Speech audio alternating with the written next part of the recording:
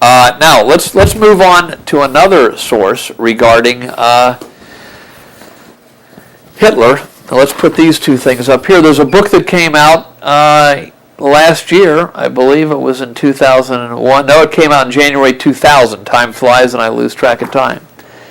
This book was called The Last of the Hitlers. Just came out, written by a fellow named David Gardner, Gardner. Again, if you go to google.com on the internet, put in some of these keywords like Last of the Hitlers, David Gardner, and stuff will come up all over the joint. And he has a whole chapter in this book called Was Hitler Jewish? Now, I kind of think that the publisher messed with his book, because when you read that chapter, you kind of go through and you say, gee, did the author forget what he was writing about? It's like somebody took his information and jumbled it up so that it wasn't understandable. I'd like to get in touch with him to see if this is a good reason why if you publish your own book, the researcher that I'm looking out there that might take this research much further, publish it yourself. There's a process now called on-demand printing that IBM or many small printers do. You go publish your own book, you can publish 5 at a time once you scan the pages in, and that's the way to do it so you don't have your chapters jumbled up. But the more revealing thing was, let's look at this thing here from CNN. There's David Gardner appearing on CNN with Paul Ozon, and I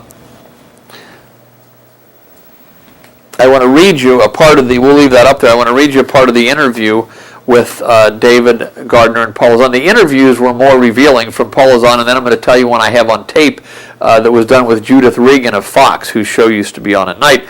Here's the part of the interview. Zahn says, tell us, this gets back to this blackmail of Hitler by William Patrick Hitler, an part Irish Hitler. One of Hitler's relatives went and married an Irishman, and this William Patrick Hitler came out of this. Paul Zahn, CNN.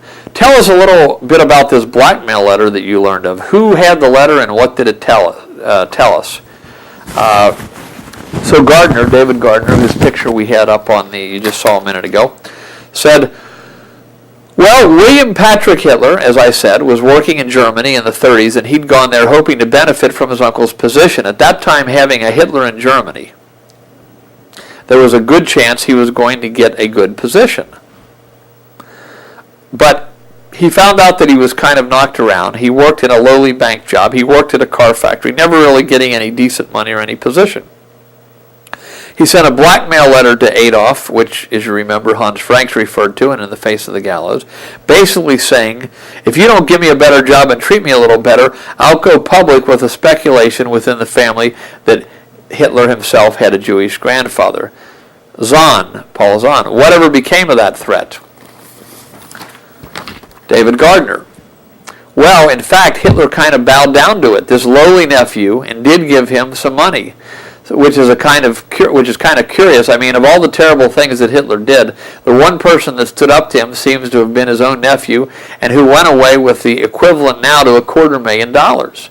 Zahn, let's talk about the reality of the lives of these nephews, and then she goes on to something else. Now, the Judith Regan interview on Fox, which I have on tape from around that time, is even better. In there, she says about this letter, she says, so Hitler paid this guy the equivalent of William Patrick Hitler, the equivalent of $250,000 to keep quiet about this Jewish ancestry thing. And Gardner says, yeah, and she says, so it was like a payoff? And Gardner says, yeah.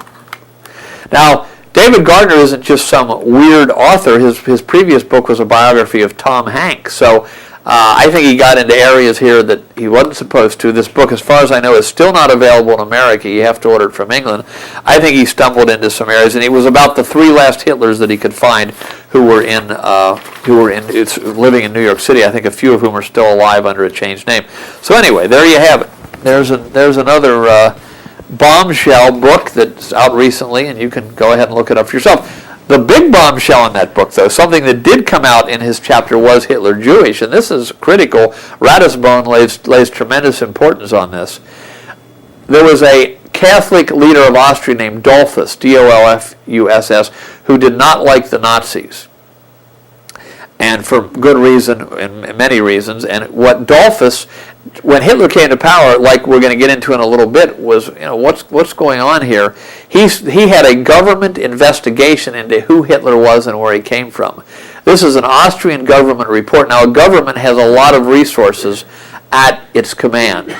And the government report, the Austrian government report, concluded, among other things, that Hitler was the grandson of one of the Rothschild bankers. That's in the book Last of the Hitlers by David Gardner, that Hitler was the grandson of one of the Rothschild bankers.